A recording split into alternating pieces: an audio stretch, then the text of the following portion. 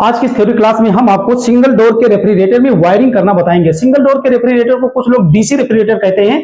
DC refrigerator का मतलब होता है डायरेक्ट कूलिंग। तो सिंगल डोर के रेफ्रिजरेटर में वायरिंग कैसे किया जाता है, इसके बारे में कौन कौन से कंपोनेंट लगे होते हैं, इसकी कंप्लीट जानकारी आपको देंगे। और आपको समझाने के लिए हमने एक डायग्राम बना लिया है। इस डायग्राम में हमने सिंगल डोर के रेफ्रिजरेटर में उन सभी कंपोनेंटों को बनाया हो जो आपको वायरिंग में मिल सकता है। जैसे यहां पर आप देखेंगे मेन कंपोनेंट के रूप में होता क्या है, इसमें एक कंप्रेसर आपको मिल जाता है। अब इसका जो कंप्रेसर होता है, इसके कनेक्शन के लिए आपको मिल जाता है 3 पिन, रनिंग, स्टार्टिंग और कॉमन।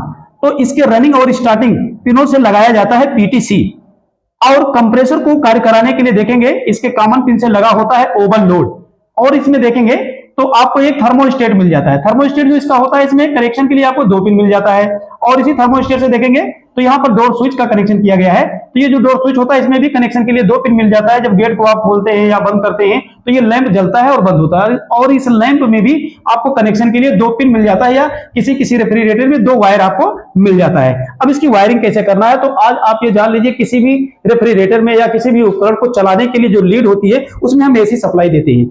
जैसे यहां पर देखेंगे कि हमारा ये सिंगल डोर का रेफ्रिजरेटर है, इसकी वायरिंग हमें कंप्लीट करना है। तो इसमें हम न्यूट्रल और फेज की सप्लाई को कैसे जोड़ते हैं, तो यहां पर आप देखेंगे जो न्यूट्रल सप्लाई होता है, तो पहले चलिए जान लेते हैं कि न्यूट्रल हमें कहां कहां देना है। तो ये जो न्यूट्रल सप्लाई होता है, कंप्रेसर में आप देखेंगे हमने आपको जो बताया था पीटीसी, पॉजिटिव टेम्परेचर कोएफिशिएंट लगा होता है, इसे कुछ लोग रिले भी कहते हैं। तो ये जो पीटीसी होता है, पीटीसी का एक पिन सीधे जब आप इसको कंप्रेसर से लगा देते हैं तो इसके रनिंग पिन से डायरेक्ट जुड़ जाता है। और जब पीटीसी में न्यूट्रल आता है तो पीटीसी के माध्यम से जो कंप्रेसर का स्टार्टिंग पिन होता है, इसके स्टार्टिंग पिन को भी न्यूट्रल मिल जाता है। और यही न्यूट्रल आप यहां देखेंगे सीधे लैंप से आपको जोड़ देना है, और न्यूट्रल आपको कहीं नहीं देना है। अब इसके अलावा आप यहां देखेंगे मेन लीड का जो फेज सप्लाई होता है, फेज सप्लाई को सीधे थर्मोस्टेट के एक पिन पर जब आप देते हैं तो वहीं से फेज सप्लाई सीधे निकालकर डोर स्विच में किसी एक पिन पर दे दीजिए। और इसके दूसरे पिन से फेज सप्लाई जब निकलेगा तो इसके दूसरे वाले पिन से फेज सप्लाई निकल करके लैंप में चलाएगा, क्योंकि न्यूट्रल आप इसको पहले दिए थे। अब ये स्विच जब आपकी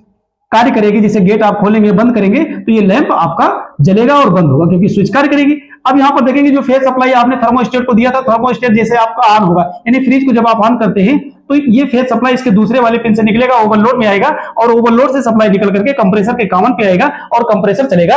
और यहां देखेंगे कुछ और कंपोनेंट बनाया गया है, जैसे कंडेंसर हो गया, फिल्टर हो गया, कैटरी हो गया, इवापोरेटर हो गया। तो ये गैस साइकिल के मार्ग के कंपोनेंट है। तो वायरिंग सिंगल डोर में कैसे किया जाता है, ये आपको समझ में आ गया होगा। Thank you.